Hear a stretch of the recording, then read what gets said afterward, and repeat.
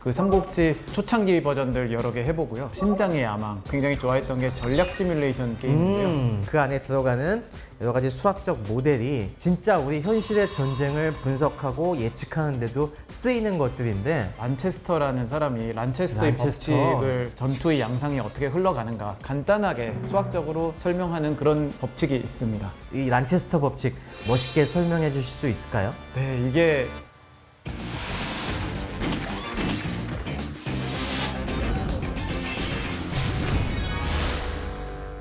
신 교수님은 자녀가 지금 몇 학년이죠? 4학년, 6학년입니다. 아, 초등 4, 6. 근데 뭐 저희 애들도 요즘 보면은 공부 안 하고 게임 하느라 엄청 시간 많이 보내고 하는데 혹시 그런 잔소리 안 해보셨어요? 애들이 게임을 많이 하긴 하는데 뭐 보통 적당히 좀 해라 그런 겁니다.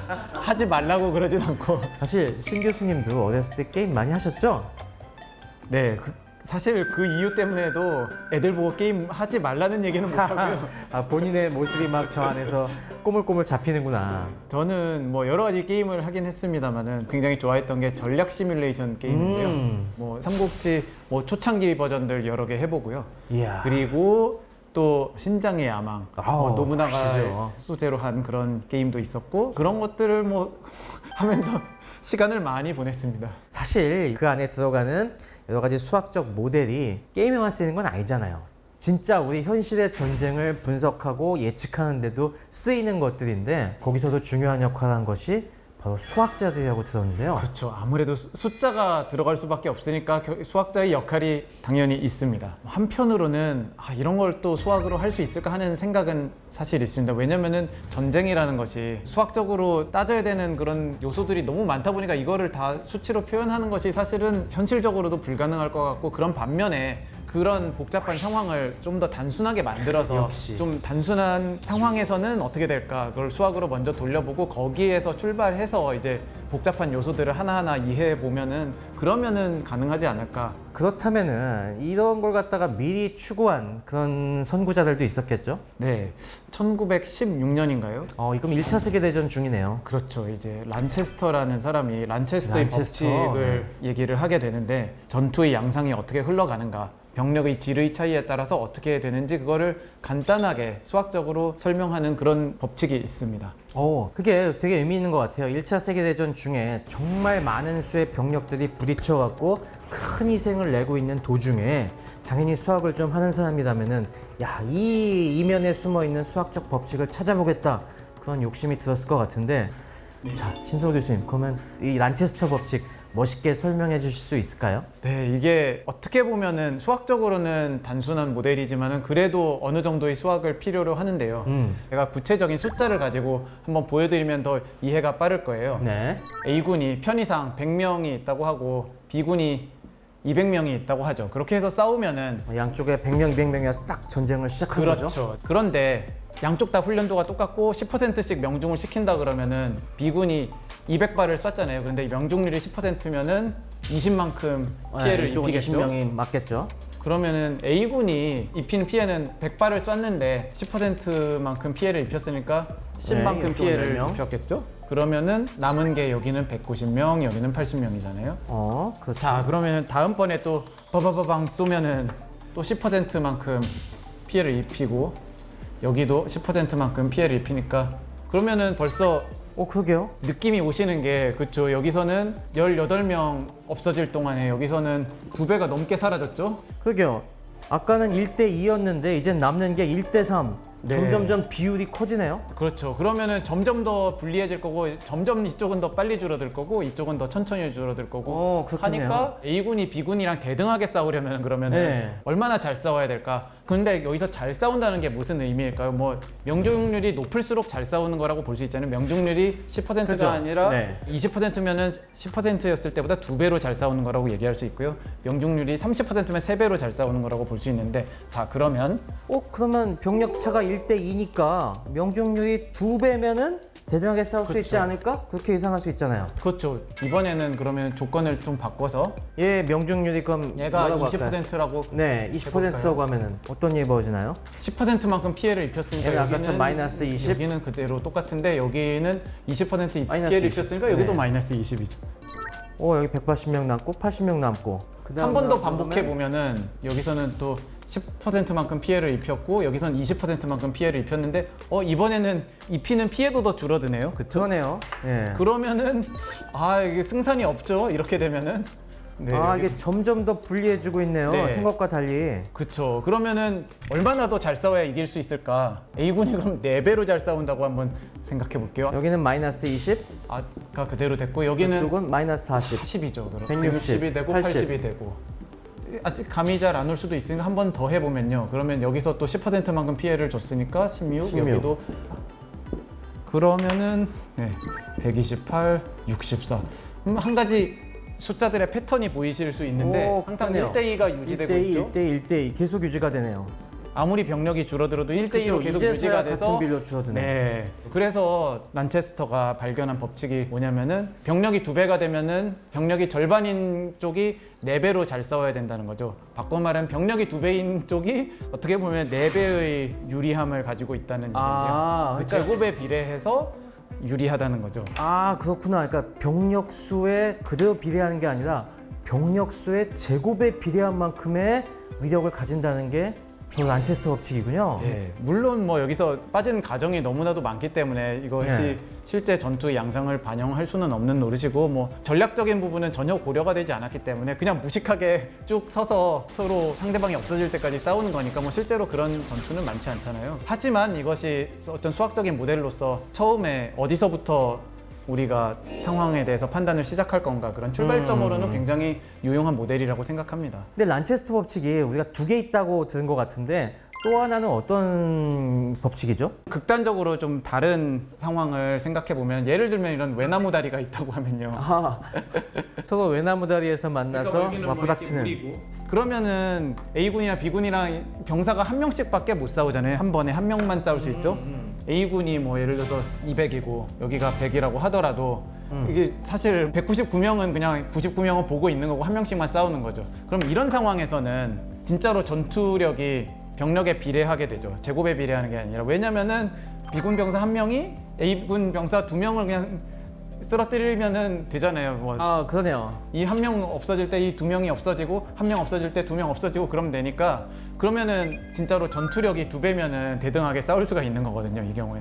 그러니까 어떤 식으로 우리가 맞붙어 싸우느냐 그 싸움의 성격에 따라서 이런 식으로 전력 차이가 어떻게 다른 영향을 미치는지를 갖다가 란체스터의 2가지 법칙이 잘 대조해서 보여주고 있는 거군요. 네, 그렇게 생각할 수 있겠습니다. 이게 딱 들어맞는 게 우리 왜 영화 300 보면은 페르시아 대군이 쳐들어왔지만은 결국에 이 스파르타의 용사들이 페르시아군을 상대하는 건 그 좁은 협곡길밖에 없잖아요. 그러니까 그 소수로도 압도당하지 않고 계속 페르시아군을 물리칠 수가 있었던 그런 거랑 딱 연관이 되네요. 그렇네요.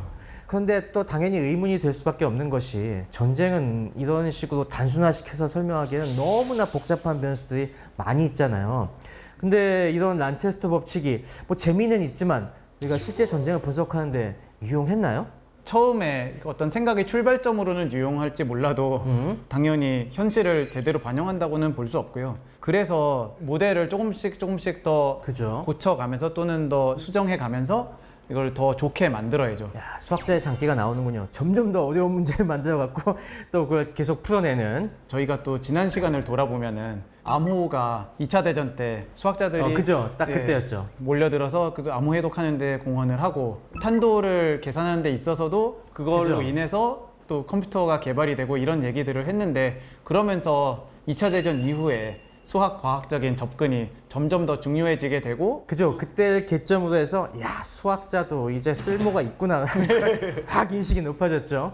네, 그래서 또 냉전 시대가 있고 했기 때문에 아마도 그 여러 나라들이 수학 과학적인 접근을 좀 더 체계적으로 해보자 그래서 정부에서 지원도 하고 또 연구소를 설립해서 란체스터 법칙 이후에 더 현실에 부합하게 그렇게 만들었다고 하는데요. 그래서 그 대표적인 후원자가 유명한 미국의 국무장관이었던 맥나마라. 네. 맥나마라가 사실 2차 세계대전 때 그런 통계 분석했었거든요. 그래서 본인이 장관이 되니까 그런 연구 좀 더 많이 해봐 이런 식으로 계속 푸시를 했다고 해요. 아무래도 현대전에서는 경험을 해보고서 판단하기에는 너무나도 피해가 크니까 뭐 무기도 예전보다 훨씬 더 강력해지고 해서 우리가 다 피해를 겪어볼 것이 아니라 시뮬레이션을 하는 것이 오히려 더 중요해졌다고 볼 수 있겠는데요. 그래서 수학적인, 과학적인 그런 모델을 잘 개발하는 것이 중요하지 않은가 생각합니다. 방금 그 얘기 들으니까 또 생각나는 게 이번 이스라엘-이란 전쟁, 이란의 핵 개발을 막기 위해서 예방적인 폭격을 했는데 우리나라에도 그런 비슷한 위기가 있었어요. 1994년도에 북한이 영변 핵시설에서 핵 개발을 한다고 해서 한때 클린턴 행정부에서 영변 핵시설을 폭격한 만에 그걸 갖다 굉장히 심각하게 고려했었거든요. 결국 전쟁보다는 평화적으로 해결하자라고 선택하게 된 계기가 바로 그 시뮬레이션 때문이었다고 들었어요. 그 당시에 미국 여러 기관들에서 만약에 이거 폭격을 해서 북한이 전면 남침으로 대응을 하면은 얼마나 피해가 있을 것인가 라는 걸 계산해 보니까 24시간 내에 양쪽 군인만 20만 명, 민간인까지 해서 150만 명의 사상자가 나고 일주일 만에 양측 군인이 100만 명 이상 사상자가 난다는, 그래서 결과적으로 보면은 1,000억 달러 이상의 파괴와 복구 비용만 3,000억 달러 이상이 소요될 거라는 시뮬레이션 결과를 받았다고 해요.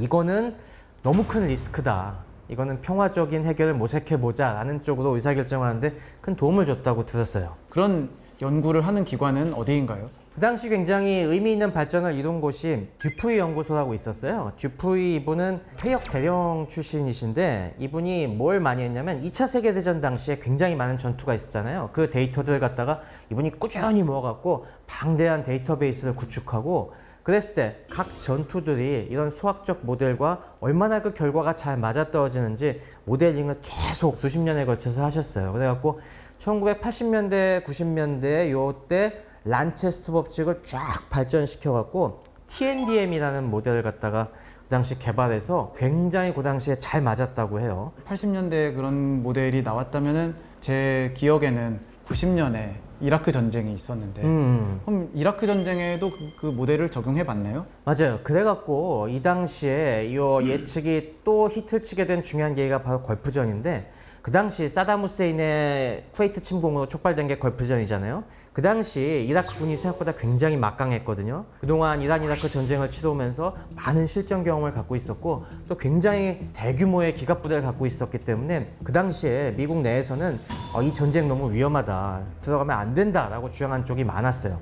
그런 쪽에서는 여러 가지 분석 결과를 통해서 한 대략 우리가 들어가면은 사상자가 최소한 3, 4만 명에서 많으면 10만 명 이상 날 수 있다. 이건 너무 희생이 크다 라고 하면서 반대를 했었는데, 그때 이 듀프이 연구소가 좀 다른 결과를 내놨어요. 사상자가 최소한 380명, 최악의 상황을 가정을 해도 11,700명 정도로 그칠 것이다 라는 예측을 했다고 해요.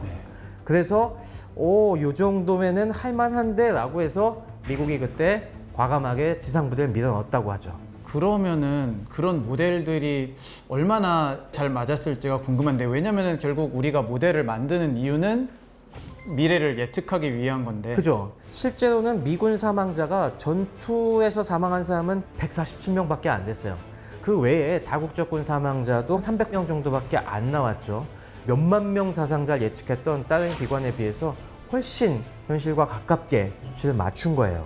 그러면서 이게 그 단순한 숫자 노름이 아니었구나, 생각보다 꽤 정확한 결과를 얻을 수가 있었구나 하면서 이때부터 더욱 각광을 받게 됐다고 해요. 그래도 최소는 뭐 한 300 몇 명이지만 네. 최악의 경우에는 10,000명이 넘어가는데 모델 치고는 너무 오차 범위가 넓은 것이 아닌가요? 근데 왜 그런 결과가 나온지는 우리 신 교수도 너무 잘할 것 같은데. 뭐 정보가 제한돼 있어서 그랬을 것 같기도 하고, 또 자국의 무기에 대한 신뢰가 부족했나요 혹시? 뭐 그런 것도 있었을 것 같아요. 전투력 차이라는 게 사전에 평가하기가 되게 어려운 거잖아요. 그전엔 경험이 없으니까 그걸 추정해야 되다 보니까 약간의 오차가 발생할 수밖에 없는 거죠. 그렇군요. 특히 그 당시에는 미군이 아주 그동안 갈고 닦아온 새로운 신무기들, 정밀 스마트 무기들을 대량으로 갖고 나왔기 때문에 어떻게 보면 미군의 전투력이 본인들도 우리가 이렇게 강한 거야? 라고 차마 예상을 못했던 것 같아요. 그래서 저는 이 정도면은 수학적 모델들이 꽤 유용하다는 데는 이론의 여지가 없을 것 같은데요. 네, 적어도 우리가 의사 결정을 하는 데 도움을 주기 위한 도구로서는 뭐 사실 아주 정확한 수치를 예측해야 되는 건 또 아니니까 대략적인 양상을 알아보는 데는 굉장히 유용하다고 생각이 듭니다. 우리 미스터진 탐구 생활에서 좋은 말씀 많이 해주셨는데 야 아쉽게도 벌써 시간이 거의 다 된 것 같네요. 신 교수님 사실 방송에 잘 안 나오시잖아요. 유튜브 방송도 이번에 처음으로 나오시는데 마지막으로 우리 시청자들에게 한마디 전하고픈 말씀 있으신가요?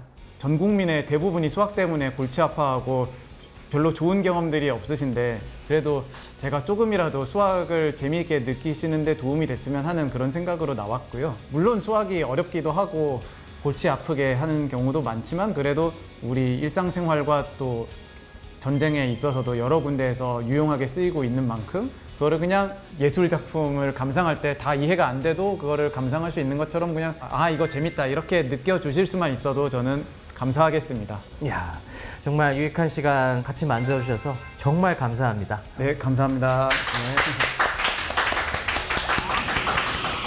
폭발물은 인간이 만들어낼 수 있는 힘의 가장 아름다운 형태라고 생각을 해요.